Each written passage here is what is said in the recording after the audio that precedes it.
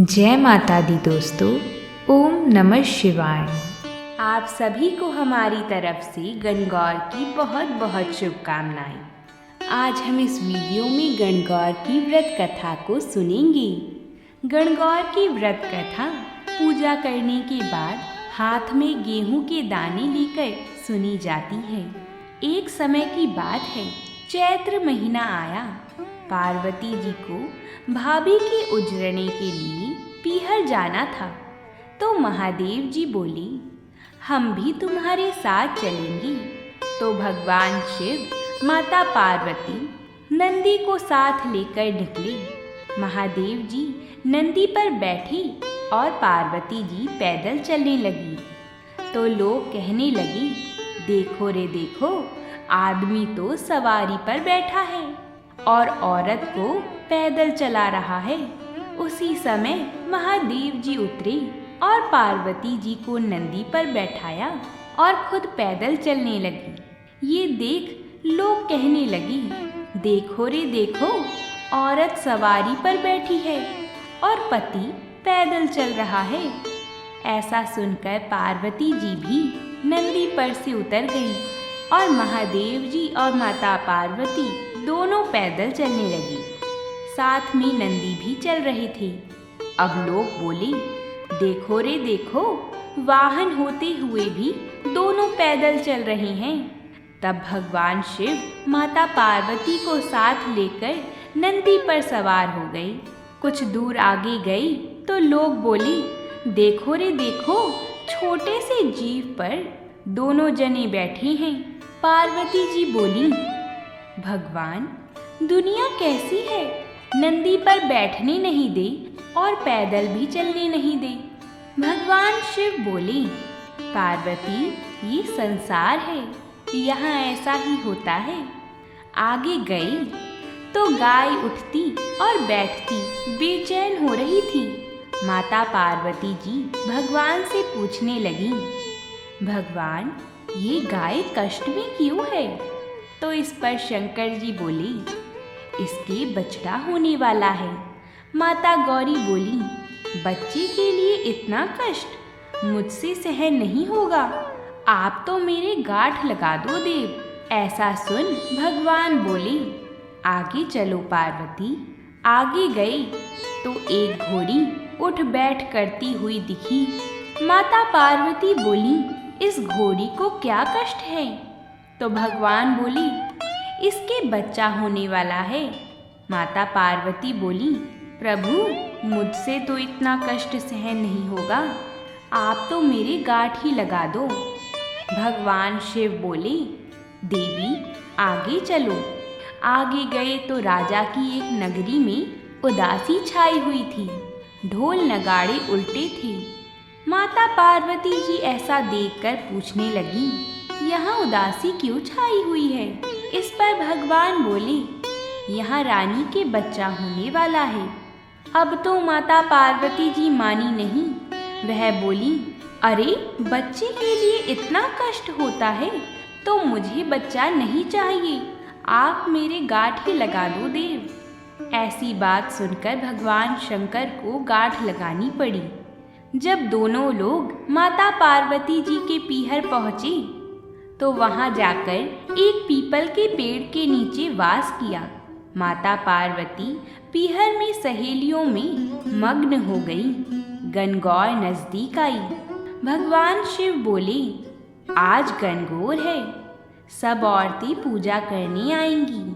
सवेरे से ही स्त्रियां पूजा करने आने लगी। माता पार्वती भी सबको सुहाग बांटने लगी। दोपहर के समय नदियों की औरतें ओढ़ पहनकर 16 श्रृंगार करके पूजा करने गीत गाती हुई आईं। माता पार्वती बोली, सुहाग तो सारा बांट दिया, ये औरतें तो अब आई हैं। भगवान शंकर बोले, गौरी, छोटी उंगली जल में धो, नैना का सुरमा निकालो, मांग से सिंदूर निकालो, टीके में से रोली निकालकर और सभी स्त्रियों को अमर सुहाग दो। ऐसा सुनकर माता पार्वती जी ने मांग का सिंदूर, छोटी अंगुली की मेहंदी, टीकी से रोली आंखों का काजल लेके लोटे के जल में डालकर ज्वारे से सभी पूजा में आई कन्याओं व स्त्रियों के अमर सुहाग के छींटे दिए। माता पार्वती जी ने भगवान शिव के कहे अनुसार सबको अमर सुहाग दिया। अब भगवान शिव और माता पार्वती जी घर आए। भगवान अपने ससुराल में जीमने बैठे। जितना घर में भोजन बना था धीरे धीरे कर वह सब जीम गए। अब माता पार्वती जी जीमने बैठी तो माँ बोली, बेटी मैं थोड़ा और भोजन बनाती हूँ। तो पार्वती जी बोली, माँ मैं तो बेटी हूँ, कुछ भी खा लूँगी। तो माता पार्वती जी ने साग खाकर लोटा भर पानी पी लिया। वहाँ से निकलकर माता पार्वती जी एक पीपल के नीचे आईं और ठंडी छाँव में थकी हुई पार्वती जी को भी नींद आ गई। भगवान शिव ने पार्वती जी के पेट की ढकनी खोली तो उन्होंने देखा कि इन्होंने तो केवल साग खाया है। भगवान शिव ने ढकनी वापस ढक दी। पार्वती जी जागी तो भगवान ने पूछा, गौरा क्या क्या जीमा था? देवी पार्वती जी बोली, भगवान जो आपने जीमा वही हमने जीमा। भगवान कहने लगी, पार्वती सच बोलो। देवी गौरी बोली, रसोई में माता भेद थोड़ी करेंगी। इस पर भगवान बोले, देखो गौरा तुम्हारे पेट में केवल साग है और इसके अलावा थोड़ा सा जल। देवी गौरी यह सुनकर बहुत नाराज हुई और बोली, देखो भगवान आज तो आपने मेरे पेट की ढकनी खोली, ऐसा जगत के साथ मत करना। पीहर की बात ससुराल और ससुराल की बात पीहर में नहीं करनी चाहिए। पार्वती जी इतना बोली और भगवान शिव और माता पार्वती जी वापस कैलाश पर्वत के लिए रवाना हुई। आगे देखा कि राजा के यहाँ शहनाइयाँ बज रही हैं, लोग खुशियाँ मना रहे हैं। रानी बहुत खुश है। देवी गौरी बोली, कुंवर होने पर इतनी खुशी होती है तो आप मेरी कृपा करके गांठ खोल दीजिए। भगवान बोले, पार्वती मैंने पहले ही कहा था मेरी गांठ खोले नहीं खुलेगी। आगे घोड़े के बच्चा हुआ, वह अपने बच्चे को प्यार से चाट रही थी। वह बहुत प्रसन्न थी। पार्वती जी बोली, भगवान आप मेरी गांठ खोलो। महादेव जी बोले, ये गांठ नहीं खुलेगी और ऐसा कहकर आगे चल दिए। आगे गाय अपने बच्चे को प्यार से चाट रही थी और बहुत खुश हो रही थी और उस गाय की मालकिन भी बहुत खुश थी। पार्वती जी सोचने लगी, जानवरों को बच्चों की इतनी उमंग है तो मानव की तो बात ही क्या है।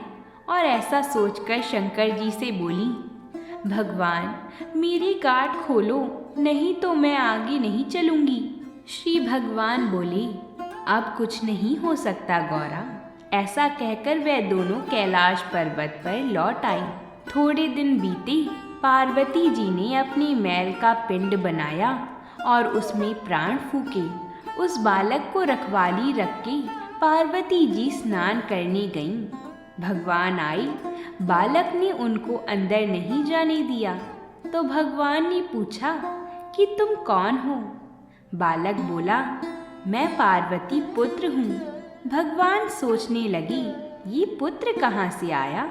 जब उस बालक ने महादेव जी को अंदर प्रवेश नहीं करने दिया तो भगवान शंकर ने क्रोध में आकर त्रिशूल से उस बालक का गला काट दिया। माँ पार्वती आई तो उन्होंने देखा और वह भगवान से बोली, मेरे पुत्र को आप वापस जीवित करो।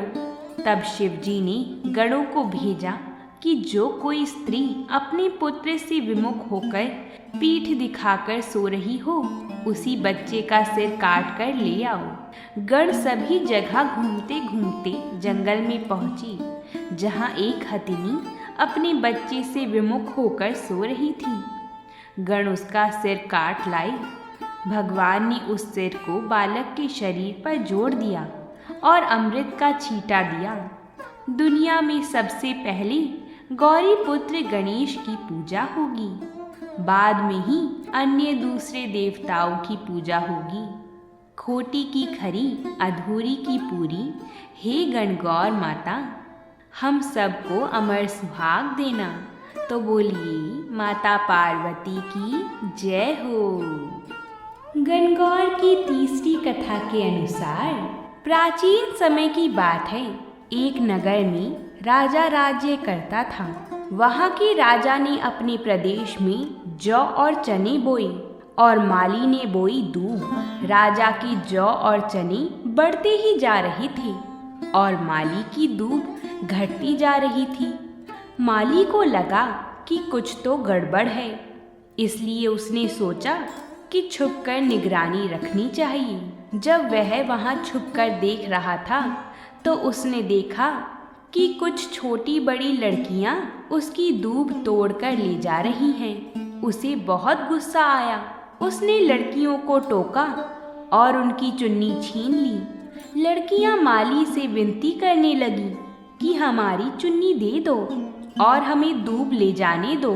हम यह दूब गणगौर की पूजा के लिए ले जा रहे हैं। इसके बदले गणगौर का पूजा पाठा हम तुम्हें दे देंगे। यह सब बात सुनकर माली ने उन्हें दूब ले जाने दी। गणगौर की पूजा के बाद लड़कियों ने पूजा पाठा माली को दे दिया और माली ने अपनी मालन को दे दिया। मालन ने पाटा ओबरी में रख दिया। शाम को माली का बेटा आया और बोला, माँ भूख लगी है। माँ ने कहा, बेटा छोटे कमरे में जा, मैं लड़कियों का पूजा पाटा वहाँ रख कर आई हूँ, उसमें से कुछ खा ली। माली के बेटे ने कमरा खोलना चाहा, लेकिन उससे कमरा नहीं खुला। बहुत कोशिश करने के बाद भी दरवाज़ा नहीं खुला तो उसने गुस्से में दरवाजे पर जोर से लात मारी, पर दरवाज़ा फिर भी नहीं खुला। तो माँ बोली, तेरे से कमरा नहीं खुलता तो पराई जाई का पता नहीं कैसे ढाबेगा। मालन ने टीकी में से रोली निकाली, आँखों की कोर से काजल निकाला और नखों में से मेहंदी निकाली। हथेली में लेकर सबको घोला और छोटे कमरे के दरवाजे को छींटा दिया तो वह दरवाज़ा खुल गया। अंदर देखा तो ईश्वर गणगौर बैठे थे। ईसर जी ने बहुत सुंदर वस्त्र पहने हुए थे और गौरा मांग सवार रही थी। वह ओबरी में अन्न के भंडार भरे पड़े थे। माली के बेटे मालन को तथा माली को उनके सुंदर दर्शन हुए।